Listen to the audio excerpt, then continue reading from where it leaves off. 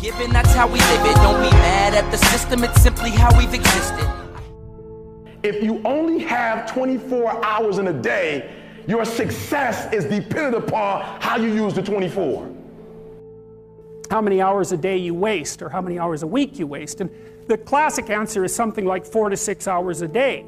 And so if your life isn't everything it could be, you could ask yourself, well, what would happen if you just stopped wasting the opportunities that are in front of you? You'd be, who knows how much more efficient? 10 times more efficient, 20 times more efficient. That's the Pareto distribution. You have no idea how efficient people get. It's off the charts. So I just want to show you something. When I was broke, if you look at my schedule, you'll see that I woke up whenever I felt like waking up. That's what you'll see first. Now, I told you before, if you watch my videos, I studied the top millionaires in the world, and I discovered that they all wake up at 3:30 in the morning.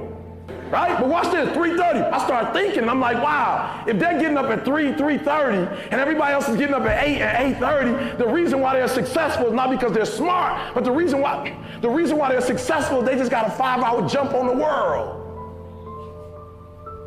So I started first at 7 o'clock, and then I played a trick on life. I started getting up at 7 o'clock in the morning, and then you know how the time changes? Well, I pretend like it was still the same time when it went back.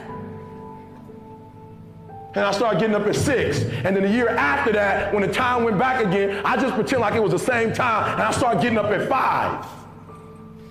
And then the next year, I started getting up at 4, and now I get up at 3. And I'm gonna be honest with you, I've been getting up at 3 for 6 months, and it's getting bad now. Sometimes I'm getting up at 2:15, sometimes 1:45, and I'm starting to see everything in my life change. Why? Because I'm putting more time in, and guess what? If you get up at 2 and put in work, if you finish, you can take a nap. I can tell you all about your life if you just write down your 24-hour schedule for me and you let me look at it. I can tell you where you're going to be in 5 years. I can tell you where you're going to be in 10 years. I can tell you where you're going to be in 20 years if you keep that schedule. Imagine a conversation with your future self. In that, let's imagine that the you of 20 years from now shows up at your doorstep, and that you is stronger, smarter, wiser, wealthier, healthier, happier.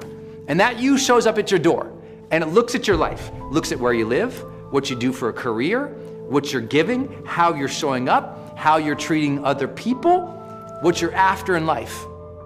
So the you of the future looks at your whole life in totality today, and it looks you in the eye, and if that future you was going to give you advice on what to stop, what to start, on what a more courageous action would be, what's the first thing they would tell you to be or do to be more courageous?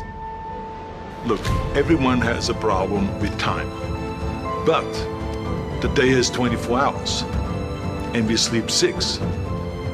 Now I know there's some out there that say, whoa, I need 8. Well, I say just sleep a little faster, because the bottom line is we have 6 hours of sleep, 24 hours are available, so you have 18 hours now available to your work, your family, your hobbies, and also to learn something new or to do something new, which could easily be that you want to learn a new language, or that you want to read as a New Year's resolution, I have to read a book every week, or you say, I'm gonna go and reshape my body. So you're gonna go and take this hour out of your schedule and say, I'm gonna train an hour every day.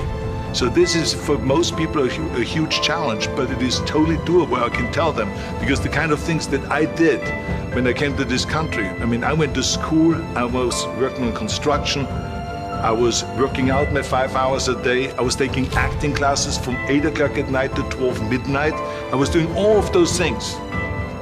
I wanted to make sure that out of the 24 hours of the day, that I don't waste one single hour. Those hours were too precious. And so there I just want to tell people, don't give me this thing, I have a difficult time with the time and I don't have time for this and I don't have that. You have time, you make the time.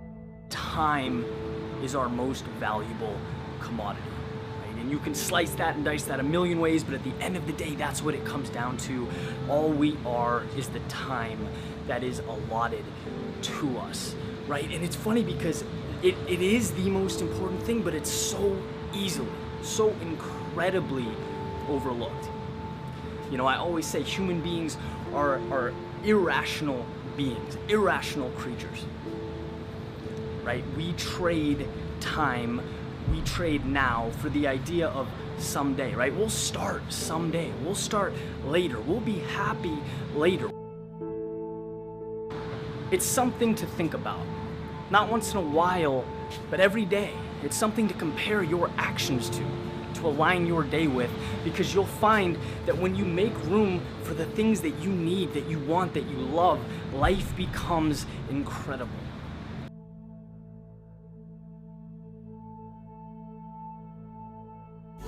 Peter Pan, that's what they call me. I promise that you'll never be lonely. Peter